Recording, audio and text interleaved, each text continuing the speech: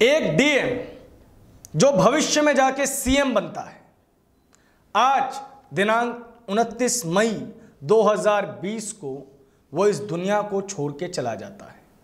हम बात कर रहे हैं छत्तीसगढ़ के पूर्व सीएम अजीत प्रमोद कुमार जोगी की, जिन्होंने आज इस धरती पर अंतिम सांस ली। नमस्कार, मैं प्रभात रंजन मिश्रा और आप देख रहे हैं नेशन लाइव। भारतीय प्रशासनिक सेवा की अपनी प्रतिष्ठित नौकरी छोड़कर राजनीति में आए अजीत प्रमोद कुमार जोगी जिलाधिकारी से मुख्यमंत्री की कुर्सी तक पहुंचने वाले संभवतः अकेले शख्स थे। छत्तीसगढ़ में बिलासपुर जिले के एक गांव में शिक्षक माता पिता के घर पैदा हुए जोगी को अपनी इस उपलब्धि पर काफी गर्व था और जब तब मौका मिलने पर अपने मित्रों के बीच वह इसका जिक्र जरूर करते थे। करीब 2 दशक पहले की बात है। 2 दशक पहले अस्तित्व में आए छत्तीसगढ़ राज्य का पहला मुख्यमंत्री बनने का गौरव हासिल करने वाले जोगी का शुक्रवार को निधन हो गया। वे 74 वर्ष के थे। कुछ दिन पहले ही उन्हें हृदयाघात के बाद रायपुर के एक निजी अस्पताल में भर्ती किया गया था। राजनीति में आने से पहले और बाद में भी लगातार किसी न किसी वजह से वे हमेशा विवादों में रहे। जोगी पूर्व प्रधानमंत्री इंदिरा गांधी से बहुत प्रभावित थे और पत्रकारों तथा अपने नज़दीकी मित्रों के बीच अक्सर एक किस्सा दोहराते थे। उनकी इस पसंदीदा कहानी के मुताबिक अखिल भारतीय प्रशासनिक सेवा के प्रोबेशनर अधिकारी के तौर पर जब उनका बैच तत्कालीन प्रधानमंत्री से मिला तो एक सवाल के जवाब में इंदिरा ने कहा था कि भारत में वास्तविक सत्ता तो 3 लोगों के हाथ में है, डीएम, सीएम और पीएम। युवा जोगी ने तब इस बात को गांठ बांध कर रख लिया। जब वो मुख्यमंत्री बनने में सफल हो गए तो एक बार आपसी बातचीत में उन्होंने टिप्पणी की कि हमारे यहाँ यानी भारत में सीएम और पीएम तो कुछ लोग यानी कि HD Devegowda, PV Narasimha Rao, VP Singh और उनके पहले मोरारजी देसाई बन चुके हैं, पर डीएम और सीएम बनने का सौभाग्य केवल मुझे ही मिला है। वो इस बात का दंभ काफ़ी बढ़ते रहते थे। हिंदी और अंग्रेजी पर समान अधिकार रखने वाले और अपने छात्र जीवन से ही मेधावी वक्ता रहे जोगी की राजनीतिक पढ़ाई मध्य प्रदेश कांग्रेस के कद्दावर नेताओं में गिने जाने वाले अर्जुन सिंह की पाठशाला में हुई थी। नौकरशाह के तौर पर सीधी जिले में पद स्थापना के दौरान वह अर्जुन सिंह के संपर्क में आए थे। सीधी अर्जुन सिंह का क्षेत्र था और युवा अधिकारी के तौर पर जोगी उन्हें प्रभावित करने में पूरी तरह सफल रहे थे। बाद में रायपुर में कलेक्टर रहते हुए वह तब इंडियन एयरलाइंस में पायलट राजीव गांधी के संपर्क में आए। इंदिरा गांधी के हत्या के बाद जब राजीव गांधी प्रधानमंत्री बने तब जोगी इंदौर में जिलाधिकारी के तौर पर पदस्थ थे और सबसे लंबे समय तक डीएम बनने का रिकॉर्ड उनके नाम हो चुका था। जून 1986 में उन्हें पदोन्नति के आदेश जारी हो चुके थे और जोगी इंदौर जिले में उनकी विदाई के लिए हो रहे आयोजनों में व्यस्त थे। तब प्रधानमंत्री कार्यालय से उन्हें फोन कर नौकरी से इस्तीफा देने और राज्यसभा चुनाव के लिए नामांकन दाखिल करने के लिए कहा गया।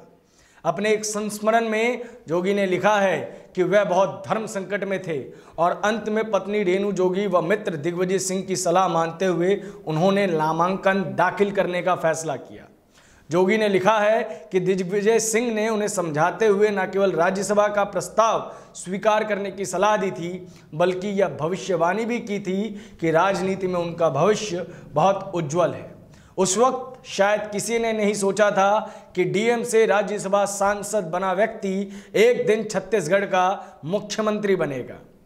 जोगी के अनुसार दिग्विजय ने कहा था, भविष्य में कभी प्रदेश में किसी आदिवासी को मुख्यमंत्री बनाने की बात आई तो उसका गौरव भी मुझे ही हासिल होगा। यह संयोग ही था कि जब छत्तीसगढ़ के पहले मुख्यमंत्री के तौर पर कांग्रेस अध्यक्ष सोनिया गांधी ने अजीत जोगी के नाम पर मुहर लगाई तो राज्य के नेताओं व विधायकों के बीच सहमति बनाने की जिम्मेदारी उस समय मध्य प्रदेश के मुख्यमंत्री दिग्विजय सिंह को सौंपी गई। कांग्रेस में आगे बढ़ने में जोगी को उनकी आदिवासी पृष्ठभूमि और गांधी परिवार से नजदीकी का भरपूर फायदा मिला।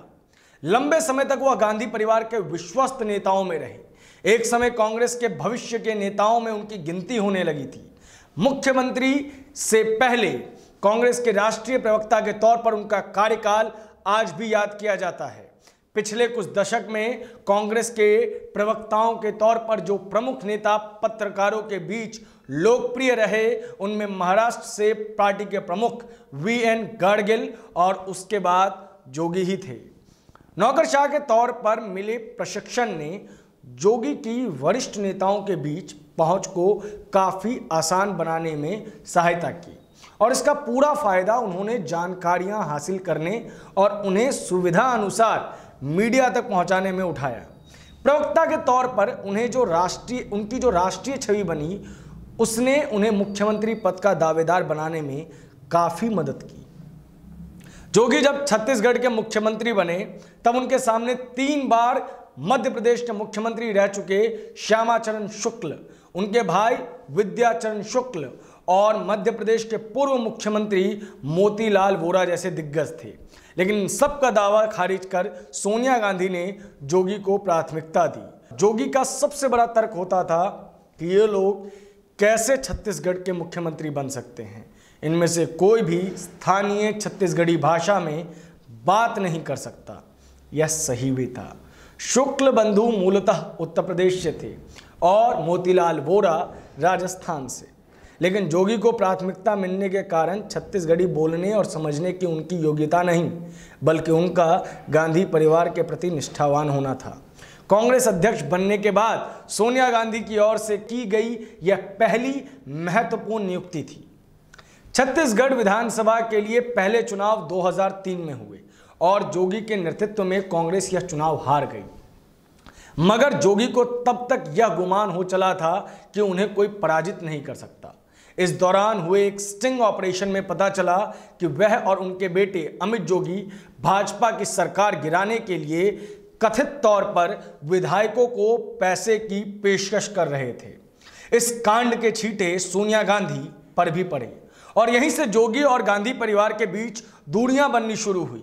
बावजूद इसके किसी विकल्प के अभाव में कांग्रेस नेतृत्व ने उन्हें अगले चुनाव में भी मुख्यमंत्री पद का दावेदार घोषित किया। लेकिन तब तक यह बात साफ हो चुकी थी, ना तो कांग्रेस नेतृत्व जोगी को सहने के पक्ष में है और ना ही जोगी की नेतृत्व में कोई आस्था बची है। कांग्रेस में ठीक से बने रहने के लिए उनके पास एकमात्र सबसे बड़ी पूंजी के तौर पर सोनिया गांधी का विश्वास था और इसे गंवाने के बाद उनका जो हश्र होना था वह हुआ। जो कि खुद को छत्तीसगढ़ के ली क्वान यू, आधुनिक सिंगापुर के निर्माता के तौर पर देखते हैं। जोगी का मानना था कि राजनीति के क्षेत्र में दाव पेच, कूटनीति और छल कपट के बिना सफलता प्राप्त करना असंभव नहीं तो कठिन अवश्य होता है। लेकिन उनका मानना था कि ली क्वान यू ने साबित किया कि इन सब के बिना भी आप सफल हो सकते हैं, अगर आप कर्तव्यनिष्ठ और निष्ठावान हो तो। मुख्यमंत्री बनने के बाद अपने प्रशासनिक अनुभव के आधार पर जोगी ने नए राज्य की आधारशिला को मजबूत करने के लिए कई दूरदर्शी फैसले लिए। लेकिन इस बीच में वह ली क्वान यू के उन 2 गुणों को भूल गए जो उनके ही शब्दों में सिंगापुर के महान नेता को बाकी राजनीतिज्ञों से अलग बनाते थे: कर्तव्यनिष्ठ और निष्ठावान होना। यह कहानी थी छत्तीसगढ़ के पहले सीएम अजीत कुमार जोगी की। यह कहानी है एक डीएम के सीएम बनने की। यह कहानी है उस नए प्रशासनिक अफसर की जिसे इंदिरा गांधी ने कभी कहा कि यह देश 3 लोग चलाते हैं, डीएम, सीएम और पीएम, और वहां से वो डीएम से सीएम बनने का सपना तय करता है। यह कहानी उस नेता की है जो गांधी परिवार से काफी नजदीक रहा। यह कहानी राजनीतिक विज्ञान पढ़ने वाले कई विद्यार्थियों के लिए एक सलाह देती है कि घमंड किसी का भी नहीं टिकता। अजीत जोगी आज हमारे बीच में नहीं हैं, उनको हमारे और हमारे चैनल की तरफ से विनम्र श्रद्धांजलि। धन्यवाद।